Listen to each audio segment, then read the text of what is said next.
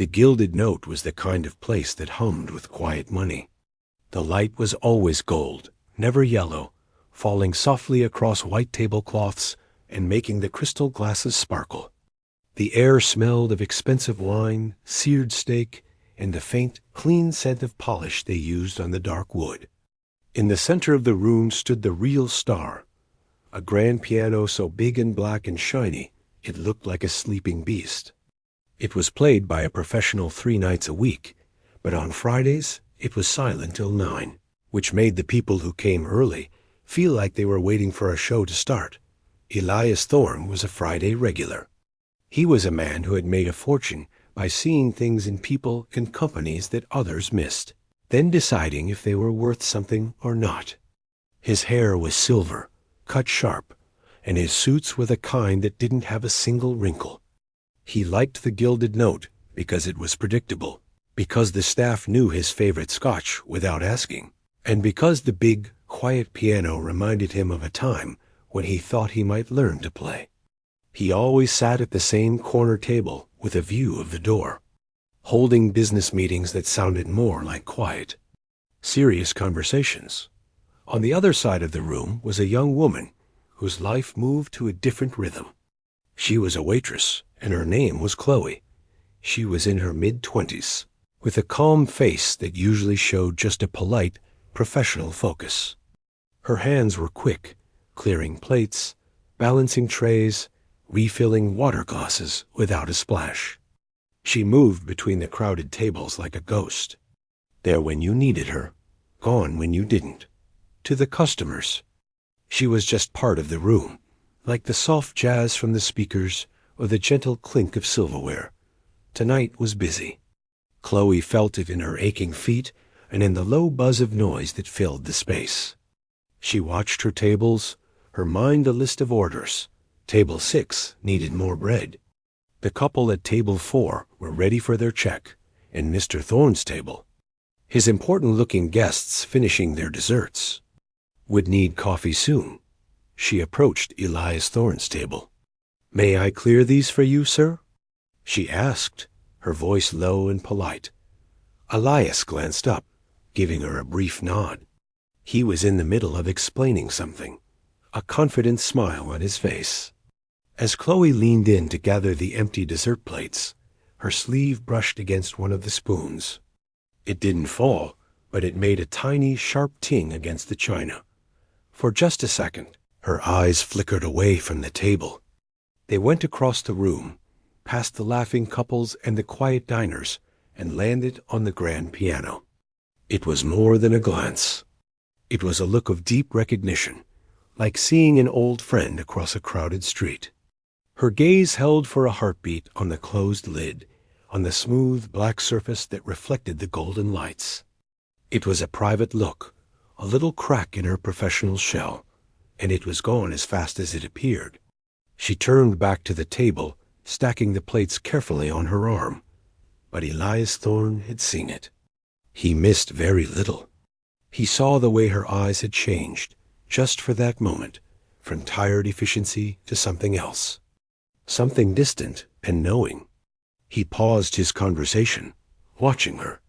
Here was this young woman, her hands full of dirty dishes, her uniform plain, looking at a $50,000 instrument with a look that didn't belong to a waitress. An idea came to him. It wasn't a kind one. Elias was a man who enjoyed games, little tests of character. In his world, you placed people in categories. This was a Friday night diversion. As Chloe straightened up, he spoke, his voice louder now, meant to be heard by his guests. "That's a beautiful instrument, isn't it?" he said, nodding toward the piano. Chloe looked startled, caught off guard. "Yes, sir. It is. A pity it's just for show most nights," Elias continued, leaning back in his chair. He swept his hand around the room. All these people enjoying fine food, fine wine, but no live music to complete the atmosphere. It's a waste. Chloe just nodded, wanting to get back to work. "The pianist will be here at 9, sir." "Ah, but that's an hour away," Elias said, his smile widening. He looked her up and down, not in a rude way, but in the way a person sizes up a puzzle. You know, you look like you appreciate fine things. I saw you looking at it. You have the hands for it. Long fingers. He held up his own hand, examining it. Surely you can play something for us? Just a little tune to bridge the gap. The noise at the surrounding tables seemed to dip. A few people turned their heads. Chloe felt her heart give a hard thump. This wasn't a request. It was a performance of its own, and he was putting her on stage. Oh no, sir. I just work here. I'm really just... I clear the tables. Nonsense. Elias's laugh was warm, but his eyes were sharp. Everyone knows a little something. Chopsticks, perhaps? Heart and soul? Come now, don't be shy. We're a friendly audience. His three guests chuckled, playing along, enjoying their host's little game. Chloe's cheeks grew warm. She could feel the weight of the stares. The manager wasn't in sight. She was trapped between a demanding, powerful customer and her own desire to vanish. I really shouldn't, sir. It's not my place. Elias saw her discomfort, and perversely, it made him push further. This was the challenge. This was the interesting part.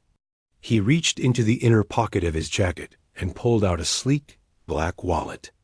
He extracted 5 $100 bills. The paper made a crisp sound. He laid them neatly on the edge of the table, right next to a wine glass.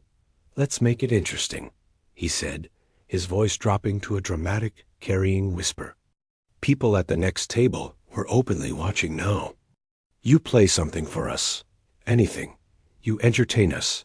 And this, he tapped the money, is yours. A little bonus for your talents.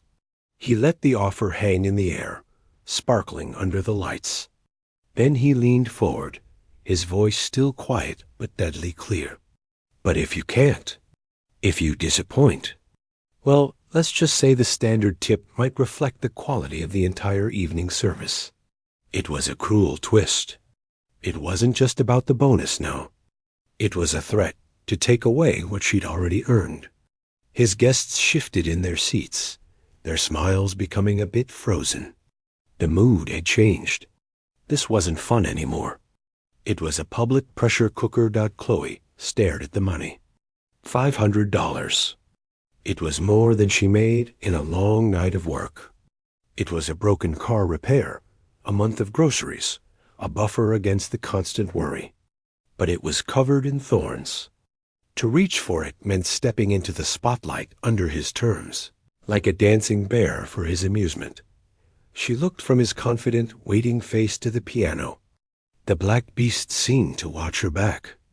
A storm of emotions fought in her eyes.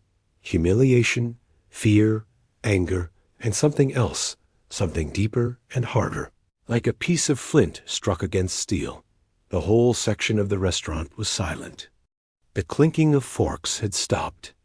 Everyone was waiting to see what the waitress would do. Would she cry? Would she run? Would she swallow her pride and fumble through a children's song for a rich man's laugh? Chloe took a slow, deep breath. She looked directly at Elias Thorne, and for the first time, he saw no fear in her eyes. Just a cool, flat resolve. She didn't smile. She simply gave a small, sharp nod. Without a word, she turned. She walked to a small service stand, untied her black apron, and folded it neatly over her chair. The simple act of removing her uniform felt significant, like a soldier removing armor before a different kind of battle. In her plain black pants and white button-down shirt, she walked across the open floor. Her waitress shoes, designed for silence, made no sound on the polished wood. Every head turned to follow her. Elias watched, his smirk returning, thinking he had won, thinking she was walking to her embarrassment. She was just making a bigger show of it. He picked up his scotch, ready to enjoy the performance. Chloe reached the piano. She didn't hesitate. She lifted the heavy fallboard, revealing a sea of black and white keys. She adjusted the bench, a small, precise movement. Then she sat down and as she settled onto the leather seat, a transformation began. The slouch of someone used to carrying heavy trays disappeared. Her spine became straight, her shoulders rolled back and then relaxed down. She raised her head, and her profile, lit by the golden light, looked suddenly like a statue calm, focused and powerful. She placed her hands in her lap for a moment, closing her eyes, taking one more breath that lifted her shoulders and then let them fall. The room was so quiet you could hear the ice melting in someone's glass across the way. She stretched her long fingers, the same fingers that had just cleared his dessert plate, and hovered them over the keys. Elias Thorne's glass halted halfway to his lips. This wasn't the posture of someone about to play chopsticks. This was the posture of someone coming home. A faint, first trickle of doubt entered his mind, cold and unfamiliar. He set his glass down, very carefully, without making a sound. The silence in the gilded note was total. It was a heavy, living thing that seemed to swallow up the usual sounds of the restaurant. The soft background jazz had been turned off at some point, maybe by a curious bartender. The only noise was the faint, nervous rustle of fabric as people shifted in their seats, all facing the same direction, all watching the woman at the piano. Chloe let the quiet stretch. It wasn't for show. It was a necessity. The storm of feelings inside her, the hot shame from being put on the spot, the cold anger at the threat, the dizzying fear of what she was about to do needed to settle. She couldn't play with those things in her hands. So she breathed in and out, letting the familiar feel of the piano bench beneath her, the smell of the old wood and faint dust of the instrument, ground her. This was a place she knew, a language she understood. Elias Thorne watched, his earlier smugness starting to curdle into impatience. What was she doing?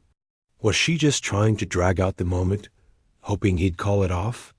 He opened his mouth, a sharp comment about her wasting everyone's time on the tip of his tongue, but something stopped him. The sheer stillness of her figure held him back. It was a professional stillness.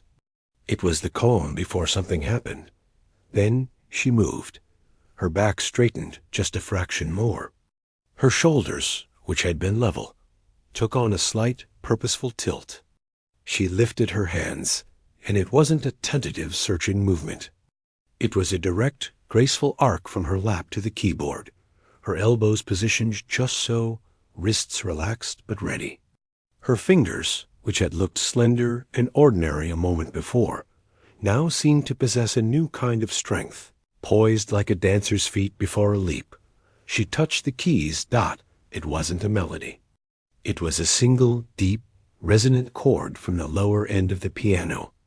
The note filled the silent room, vibrating in the wood of the floor and the crystal of the glasses. It was a sound that promised more. It was a door swinging open, and then she began. Her right hand leaped into a flurry of notes, so fast they were almost a blur. A glittering, cascading run that traveled up the keyboard like water rushing over stones. It was bright, intricate, and impossibly clean. Every single note was distinct, a tiny, perfect pearl in a speeding necklace of sound. Her left hand answered with a series of bold, commanding chords that gave the shimmering right hand a foundation. A sense of drama and heart. It wasn't chopsticks. It wasn't heart and soul. It was something ancient and furious and beautiful. It was Franz Liszt's La Campanella, a piece known for its terrifying difficulty.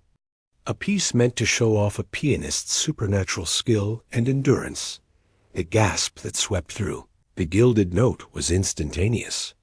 It wasn't one gasp. It was a wave of them, a collective intake of breath that sucked the air from the room. Jaws literally dropped. A woman at a nearby table raised a hand to her chest. A man who had been cutting his steak froze, his knife and fork suspended in mid-air. Elias Thorne felt the blood drain from his face. The confident, amused expression he had worn was gone, wiped away as if by a cloth. His eyes widened. He wasn't a trained musician, but he was a man who appreciated mastery in any field. He knew what he was hearing was not just good. It was world-class. It was the kind of playing you heard in grand concert halls, recorded on expensive albums. It did not belong here, in a restaurant, coming from the hands of his waitress. The $500 bills on his table now looked like what they were, a pathetic, insulting joke. He felt a hot flush crawl up his neck, a mixture of awe and profound, gut-churning embarrassment. Chloe was no longer in the restaurant. She was in the music. Her eyes were fixed on some distant point, seeing nothing in the room. Her body moved with the piece, a slight sway from the waist, her shoulders fluid. The difficult leaps her hands had to make, crossing over and under each other at lightning speed, were executed not with frantic effort, but with a powerful, athletic grace. The piece was a challenge, a dare, and she was meeting it head-on. The angry humiliation she had felt moments ago was now fuel, transformed into the fiery passion of the performance. Every note was a rebuke to his assumption, a reclaiming of her own space. The music shifted. The pyrotechnic showmanship melted into a passage of heartbreaking sweetness. Her touch on the keys became lighter, more tender. The melody sang, a lonely, beautiful bell-like tune that gave the piece its name, The Little Bell. For a minute, the room wasn't hearing a demonstration of power, but a confession of sadness. An older couple near the front held hands, tears welling in their eyes without quite knowing why. Then the storm returned. The tempo increased, the notes becoming even more dense and furious. It was a musical avalanche. Chloe's fingers were a blur, striking the keys with pinpoint accuracy, the sound building and building to an impossible climax. The final series of chords were played with such defiant, crashing force that the glasses on the bar behind her trembled with a faint, sympathetic ring. And then, with one last, magnificent, echoing chord, it was over. Her hands came to rest and lifted gently from the keys. The last vibration hung in the air, slowly fading into a new, deeper silence. For 3 full seconds, no one moved. No one breathed. Then, a man at the back stood up. He didn't mean to. It was a pure, instinctive reaction. He just pushed his chair back and stood, starting to clap. It was a single, solid clap, then another. It broke the spell. Like a dam bursting, the entire restaurant erupted. Everyone was on their feet. The applause was thunderous, wild, mixed with whistles and shouts of bravo. It wasn't polite, after-dinner clapping.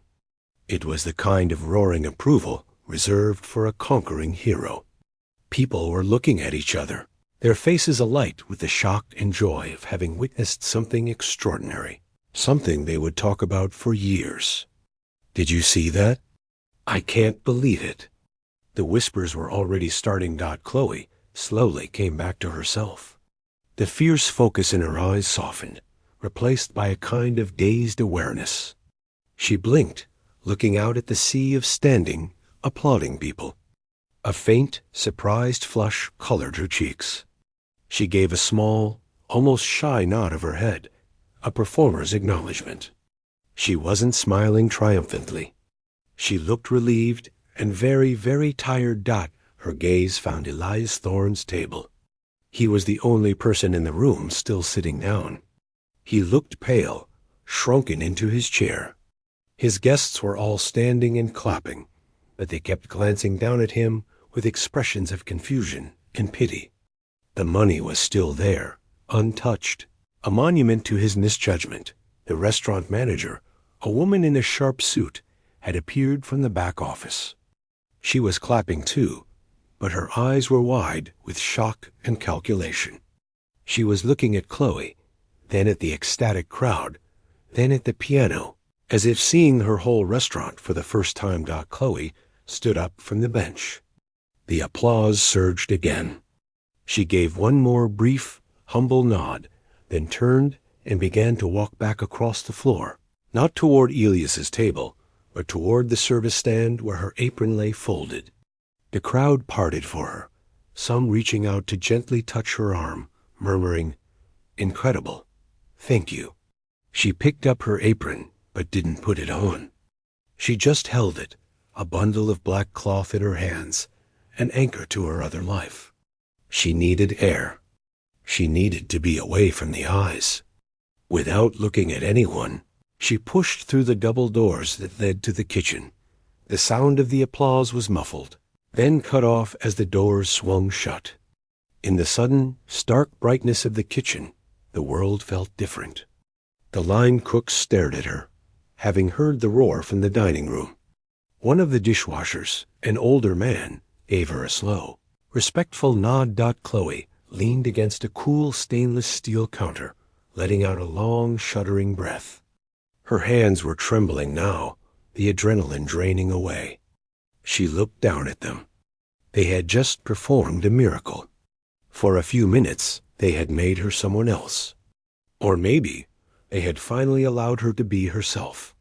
Out front, the applause was finally dying down.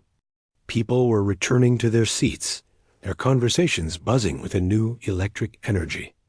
At his corner table, Elias Thorne finally moved.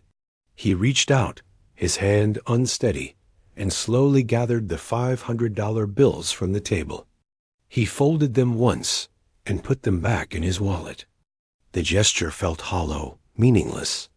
He had offered a tip for a trick, and instead, he had been given a gift he could never repay. He stared at his empty scotch glass, the ice long melted, and wondered what in the world he was supposed to do now. The kitchen was a different world. The air was hot and thick, with the smells of garlic and searing meat, a sharp contrast to the perfumed dining room. The roar of the applause was gone, replaced by the hiss of the grill and the clatter of pans. Chloe stood by the steel counter, her apron a crumpled ball in her tight grip. Her hands wouldn't stop shaking. It wasn't from the difficulty of the piece. Her muscles knew those motions by heart. It was the crash after the high, the sudden quiet after the storm of sound and emotion. The other kitchen staff moved around her carefully, stealing glances. They'd all heard the music, even over their own noise, and the following explosion of applause was unmistakable. The head chef, a large man with a tattoo on his forearm, paused from plating a dish. He looked at her, really looked at her, for the first time. Not as the quiet, efficient waitress, but as the person who had just done that. He gave her a single, slow nod of respect and went back to his work. No questions.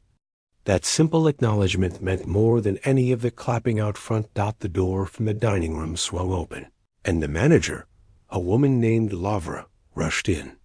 Her professional calm was completely gone. Her eyes were wide and bright. "Chloe, my God, what was that? Why didn't you tell me you could? That you were—" Chloe took a deep breath, trying to steady herself. "Tell you what? That I used to play?" It didn't seem relevant for the job. Not relevant? Lavra almost laughed, her voice a thrilled whisper. "Half the dining room is asking if you have CDs for sale. The other half is taking videos on their phones. Do you have any idea what this means?" A cold knot formed in Chloe's stomach. Videos, phones, the thought of that moment, her raw and private reckoning, being chopped into little clips for people to stare at online, made her feel sick. This was exactly what she had run from. "I didn't do it for that," she said, her voice firmer now. "He forced my hand. I just wanted him to be quiet." Laura's expression softened, but the excited gleam didn't leave her eyes. "I know, honey. I saw how he was. A real piece of work. But listen, you can't just go back to clearing tables. Not tonight. They'll mob you. And frankly," she lowered her voice, The owner already called. He saw a video a customer sent him. He's ecstatic. He wants you to play again. Tonight. A proper set. Chloe felt the walls of the kitchen closing in. The offer felt like another trap, just a nicer, gilded one. Playing for a crowd that demanded an encore was just another version of Elias Thorne's challenge.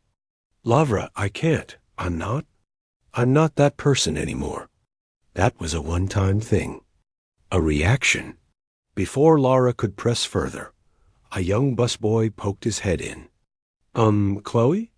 That guy. The rich guy from the corner table. He's asking for you. He looks really rough. Laura's face hardened. He can wait. Or better yet, he can leave. After that stunt, he's lucky I don't 86 him myself. No, Chloe said, surprising herself. She smoothed out her apron, her decision solidifying as she spoke. I'll talk to him. It should end where it started. She pushed through the doors, back into the dining room. The atmosphere had changed. The quiet, moneyed hum was gone, replaced by a lively, excited buzz. Everywhere, people were talking animatedly, gesturing toward the piano. Many still had their phones out.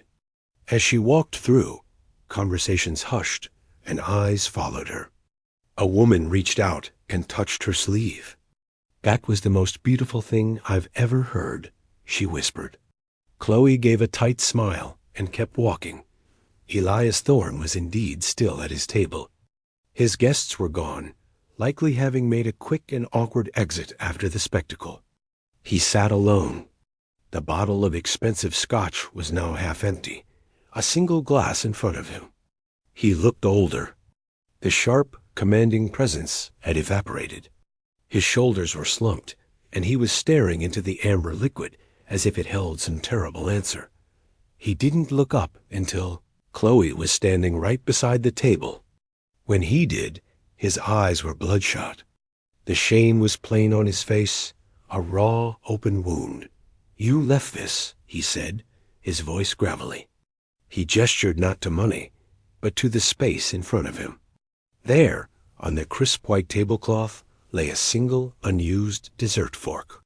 It was perfectly clean. It was the one she had almost knocked over, the tiny incident that had started it all. He had kept it. The gesture was so strange and specific that it disarmed her. She didn't sit. She remained standing, waiting. He began, then stopped. He swallowed hard. I owe you an apology. A real one. Not the kind I usually give. He finally looked up at her. What I did was cruel. It was small. I saw a waitress, and I made a story about her in my head. A simple story. I thought I could buy a little amusement. He shook his head, a bitter twist to his mouth. I was the amusement. And you weren't just playing the piano. You were dismantling me. Note by note. Chloe was silent. She wouldn't make it easier for him. He needed to sit in this discomfort. Where did that come from? He asked, not demanding, but genuinely bewildered. That? Power. This was the question she had avoided for years. But here, in the aftermath, with this humbled man, the truth didn't feel as dangerous.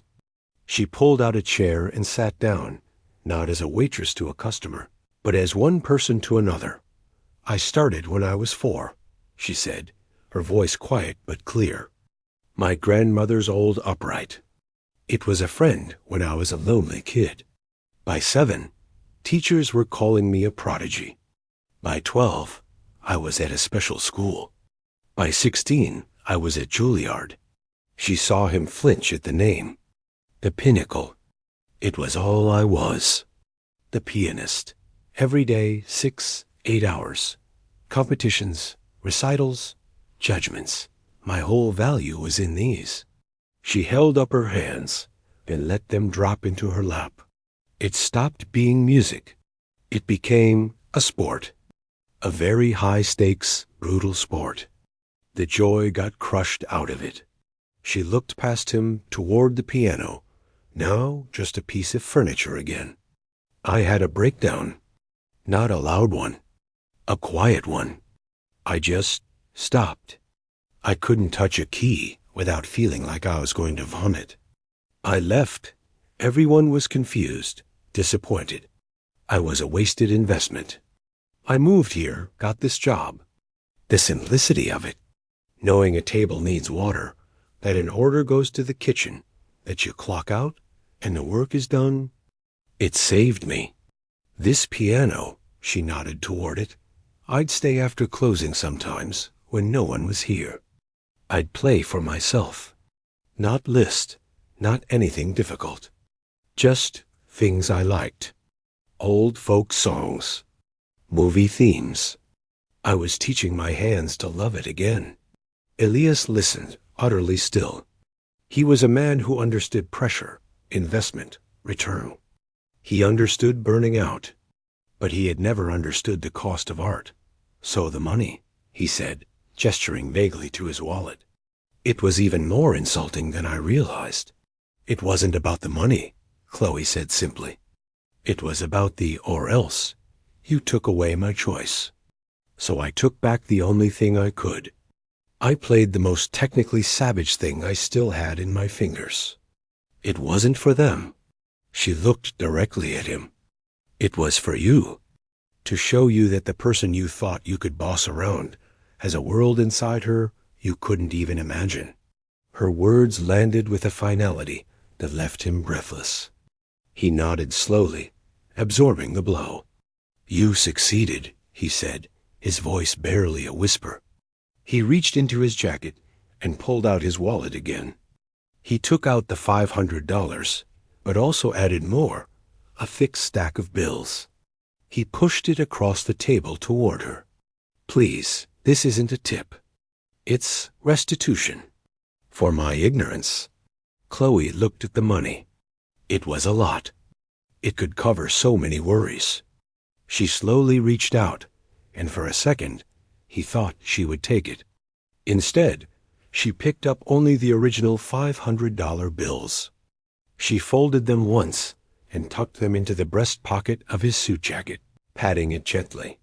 You said if I played something, the money was mine, she said. I played something. So it's mine. And I choose to give it back. That's my choice. The symbolism was so elegant it left him stunned. He had no defense against it. He just sat there, a rich man rendered penniless in the only way that mattered. Lavra appeared then, hovering nervously. Chloe, I'm so sorry to interrupt. But there's a man here. From the City Arts newspaper. He wants to talk to you. And a teacher from the community college music department is on the phone. The real world was rushing back in, trying to shape the narrative, trying to claim the moment. Chloe stood up. She felt a new kind of calm. The secret was out. The ghost was no longer in the machine. She had faced the things she feared, the exposed performance, the judgment, and she had survived. More than survived. She looked at Elias Thorne one last time. The piano is for joy, she said. Remember that. She walked away, not to meet the reporter, but toward the back door, needing the cool night air on her face. The story, she knew, was no longer about a millionaire and a waitress. It was about what happens when you accidentally crack open a shell and find a galaxy inside. And she was just beginning to remember what starlight felt like. The cool night air outside the restaurant's back door was a shock. It washed over Chloe's face, sharp and clean, scented with distant rain and the city's concrete smell. She leaned against the rough brick wall, closing her eyes, letting the quiet hum of the alleyway fill her ears. Inside was a storm of questions and flashing phone lights. Out here, it was just her, a dumpster, and the dim glow of a security bulb. She could still feel the vibration of the keys in her fingertips, a phantom echo of the music. The anger that had propelled her was gone, leaving behind a strange, hollow exhaustion. But underneath the tiredness, there was something else. A little flicker, like a single match struck in a dark room. It was the feeling she had almost forgotten. The pure, uncomplicated satisfaction of sharing music. Even if the reason for it had been wrong. The door creaked open, and Laura stepped out, her high heels clicking on the asphalt. She held out a bottle of water. Figured you could use this. Thanks, Chloe said, taking it. The water was cold and perfect. So, Lavra said, leaning against the wall beside her. Juilliard. It was a long time ago. Not so long that you forgot how to play like a rock star, Lavra said gently. She took a deep breath. Look, the owner is over the moon. The arts reporter left his card. The phone is ringing off the hook. You've basically gone viral in, like, 10 square blocks. She paused, choosing her words carefully. He wants to offer you a job. The piano. Friday and Saturday nights. No more waitressing, unless you want a shift for the extra cash. Full control over what you play. A real salary. Chloe took a slow sip of water, letting the offer hang in the air. It was everything her younger self would have dreamed of: a steady gig, respect, a chance to just play. But that younger self was gone, burned out by expectation. If I say yes, Chloe said quietly, it becomes a thing. The waitress pianist, the viral sensation. People will come to see the circus act, not to hear music. They'll request that list piece. They'll want the show. Maybe at first, Lavra admitted. But then they'll stay for you. You could play movie themes. Jazz standards. The alphabet song for all I care. After what you just did, they'll listen to anything you play. You've earned the right to play what you love. The words "play what you love" settled inside Chloe. That was the key, wasn't it? The thing she had been trying to reclaim in the empty restaurant after hours. Could she do it with people watching? Not as a prodigy, but as herself? I'll think about it, Chloe said finally. It wasn't a no. Lavra smiled, a real, warm smile. Good, that's all I ask. She headed back inside, leaving Chloe alone in the alley. A few minutes later, the back door opened again. Chloe expected it to be a curious cook, but it was Elias Thorne. He looked out of place in the alley, his fine suit stark against the graffiti-tagged dumpster. He seemed smaller somehow, without a table to command. I'm leaving, he said, his voice still carrying that raw gravel from earlier. I didn't want to just disappear. Chloe nodded, waiting. He fumbled in his pocket, not for his wallet this time, but for a simple business card. It was plain, just his name and a phone number. No company logo. What I did tonight? It was a symptom, he said, struggling to explain. I see people as assets, problems, or obstacles. It's how my brain works. It's made me a lot of money, and left me not much else. He held out the card. This isn't a business proposition. But if you ever decide you want to play for more than just a restaurant crowd, or if you need anything, not money, but a connection, a door open to use this. It's the least I can do, which is still not enough. Chloe looked at the card, then at his face. The arrogance was gone, stripped away. What was left looked humble and genuinely sorry. She took the card. It wasn't forgiveness exactly, but it was an acceptance of his apology. Thank you, she said. He nodded, turned, and walked down the alley toward the street, his footsteps echoing until they faded away. Chloe went back inside. The restaurant was closing. The last customers were lingering over final glasses of wine, still buzzing about the night's surprise. She avoided the main dining room, slipping through the kitchen to collect her things from her employee locker.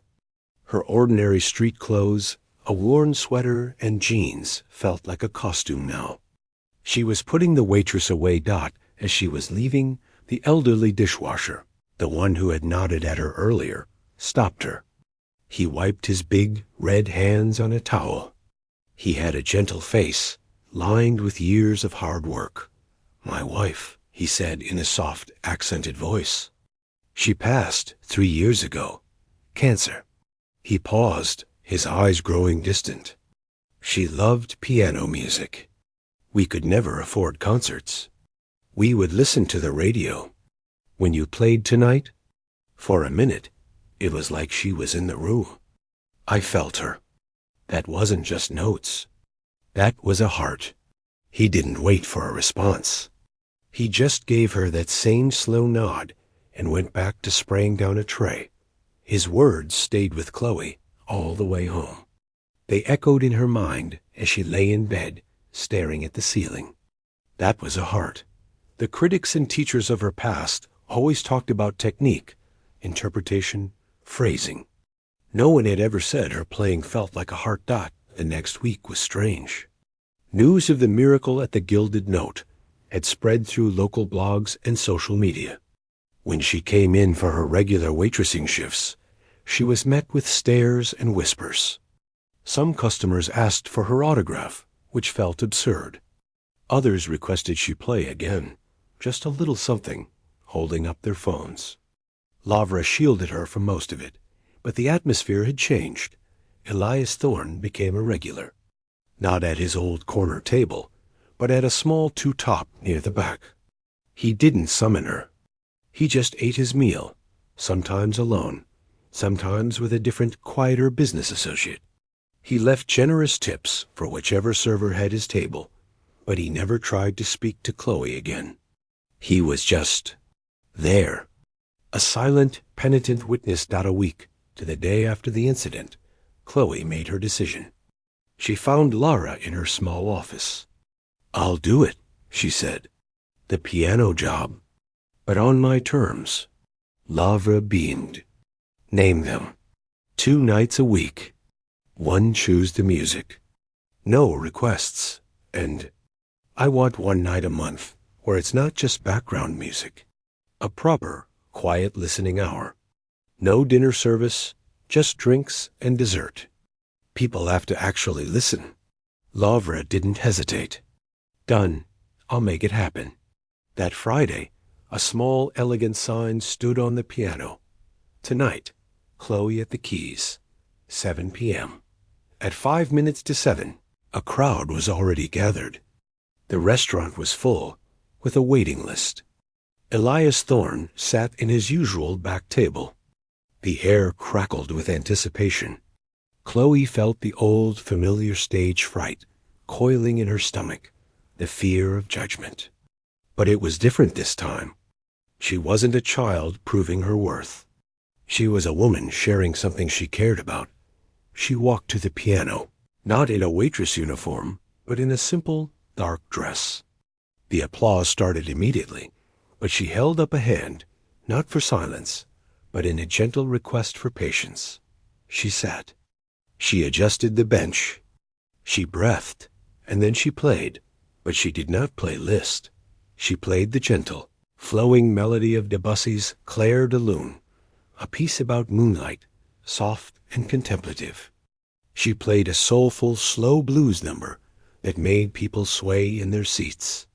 She played a hauntingly simple arrangement of an old folk song her grandmother had taught her. There were no gasps of shock at her skill. Instead, there was a deep, attentive quiet. People put down their forks. They leaned in. They closed their eyes. They felt the music. She played for an hour. When she finished her last piece, a hopeful, original melody she had been tinkering with for years, the applause was warm and sustained, but not explosive. It was the sound of appreciation, not astonishment. As she stood to take a break, she saw the dishwasher from the kitchen standing in the doorway, a small, sad smile on his face. He touched his hand to his chest, and not a dot she saw Elias Thorne, who was not clapping, but simply watching her with an expression of profound understanding. He raised his glass to her, just an inch, a private toast. Chloe smiled, a real easy smile that reached her eyes. She wasn't a prodigy, a waitress, or a viral video. She was just a person at a piano, and for the first time in a very long time, that was more than enough. The music was hers again, and the room, finally, was listening to it, not just hearing it. The journey back to herself, she realized, was just beginning, and it sounded exactly like she wanted it to. The new rhythm of Chloe's life was a gentle one, and it suited her. Friday and Saturday evenings belonged to the piano at the Gilded Note. The other days were her own. She took long walks in the park. She read books that had nothing to do with music theory. And she even started volunteering at the city's animal shelter, where the only sounds were barks and purrs and the simple silence of companionship. She was rebuilding herself, piece by piece, on her own terms. The restaurant's listening nights, once a month, became something special. Word had spread, not about a viral stunt, but about a genuine musical experience. People came to actually listen. They didn't film on their phones. Lavra gently enforced a no-phones policy for that hour. They just sat in the dim light, drinks in hand, and let the music wash over them. Chloe played a mix of things, classical pieces she loved without the pressure, jazz standards, film scores, and even her own simple compositions. The piano was no longer a beast to conquer. It was her companion in conversation. Elias Thorne never missed a listening night. He always sat at the same small table in the back, always alone, always the first to arrive. He never tried to speak to Chloe before or after her sets. His presence was no longer a threat or a penance. It was just a fact, like a familiar piece of the furniture. He was listening, truly listening, and that felt like the only apology that still mattered. One rainy Tuesday afternoon, almost 6 months after the night, everything changed. Chloe was sorting donated blankets at the animal shelter when her phone buzzed. It was a number she didn't recognize, but with a prestigious area code. She answered cautiously. "Is this Chloe?" A warm, older woman's voice asked. "Yes, who's this?" "My name is Dr. Anya Petrova. I run the Harmony Foundation.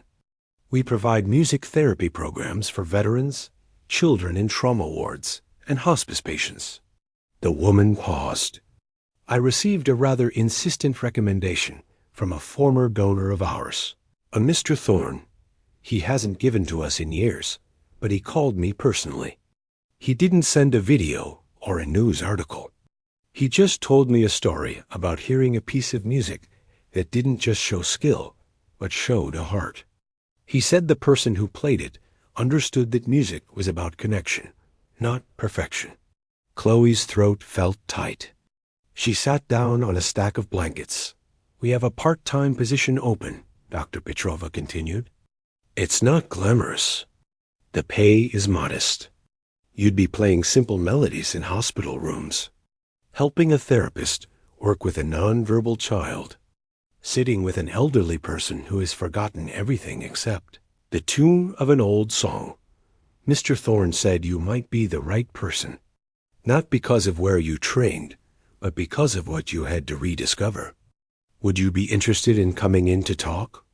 Chloe looked around the shelter. A gentle dog rested its head on her knee.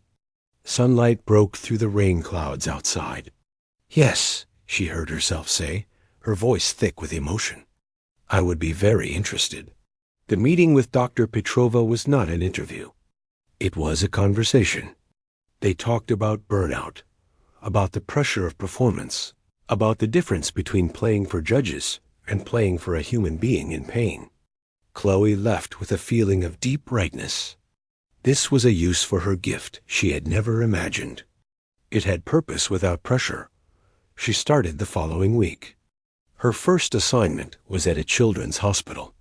She was nervous, her old Juilliard-trained mind screaming that she needed a program, a structure, a goal.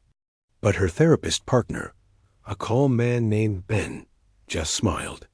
Just be with them, follow their lead. The music is just the bridge. She sat in a room with a little girl who was painfully shy, hiding behind her mother.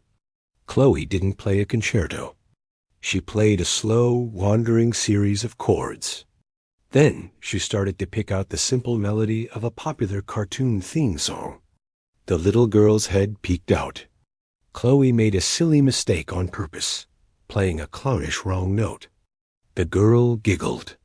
It was the first sound she'd made all session. That small, fragile giggle felt more significant to Chloe than any standing ovation she'd ever received. Her life became a beautiful, balanced duet. Evenings at the Gilded Note were for sharing beauty with an audience that chose to be there. Her days at the Harmony Foundation were for offering music as a comfort, a tool, a moment of peace. One fed her artist's soul. The other fed her human heart. She had found a way to live with her music, not under it. On the anniversary of that first fateful night, the Gilded Note was packed for the listening hour. There was a special feeling in the air. Chloe had prepared a program that was a journey songs of struggle, of sadness, of hope, and finally, of quiet joy. As she took her seat at the piano, she noticed Elias Thorne was not alone. An elegant woman with kind eyes sat with him, his wife, and beside them, looking uncomfortable in a suit, but beaming with pride, was the elderly dishwasher from the kitchen, brought out front as a special guest. Chloe played her heart out. She played the folk song for her grandmother. She played a piece for the little girl at the hospital.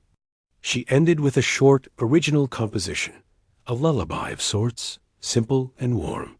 The applause was long and heartfelt. As it died down, Elias Thorne did something he had never done before. He stood up. The room quieted, curious. He didn't have the commanding presence of the man he once was. He had something better authenticity. He looked at Chloe, then at the room. "A year ago," he said, his voice clear but not loud, "I sat at that corner table, and I made a very foolish mistake.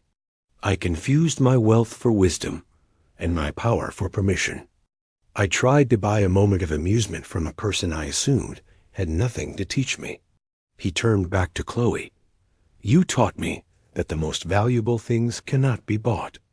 You taught me to listen, not just to music, but to people. Because of the lesson you gave me, I've reconnected with my family." He glanced at his wife, who smiled. "And I've redirected let's call it my persuasive energy, toward supporting things that build people up instead of just breaking deals." He picked up his glass of water. "This is not a toast to the brilliant pianist. We all know she is that. This is a toast to Chloe, the woman who reminded a tired old businessman how to hear the music again. Thank you." The room erupted in applause once more, not for Chloe this time, but for the moment, for the redemption, for the simple human truth of it. Chloe, overwhelmed, could only nod her thanks, her eyes shining. Later, as the crowd finally began to leave, Elias approached the piano. Chloe was putting away her sheet music. "The Harmony Foundation," he said softly. "They tell me you're a natural." "It's the best work I've ever done," Chloe said honestly. "Thank you for that. Not for the recommendation, but for understanding what to recommend." He shook his head. "I just returned a stolen thing. You're the one putting it to good use." He hesitated, then reached into his pocket. He didn't pull out his wallet. He pulled out a single, old, slightly faded photograph. It showed a boy of about 10, with a determined look, sitting stiffly at a piano. "That's me. My mother made me take lessons for 3 years. I hated every second. I quit the day she let me." He smiled a sad little smile.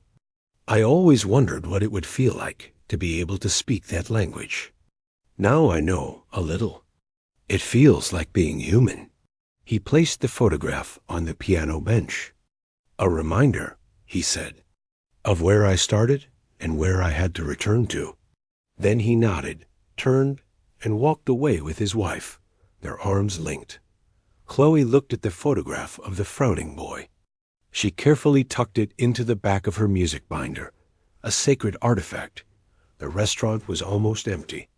The dishwasher came over, his eyes wet. "My daughter is coming to visit next month," he said. "I told her about the music. She wants to come hear you." "I'll play something special," Chloe promised. Finally alone, she sat back down at the piano. She didn't play anything grand. She let her fingers find a few quiet, connected chords, a peaceful sound that was just for her and the empty room. The story that had begun with a gasp of shock had ended with a silence full of meaning. The millionaire had been challenged far more than the waitress. And the music, once a burden, had finally become a gift not just for those who heard it, but most of all, for the one who played it. The song was hers again, and it was just beginning.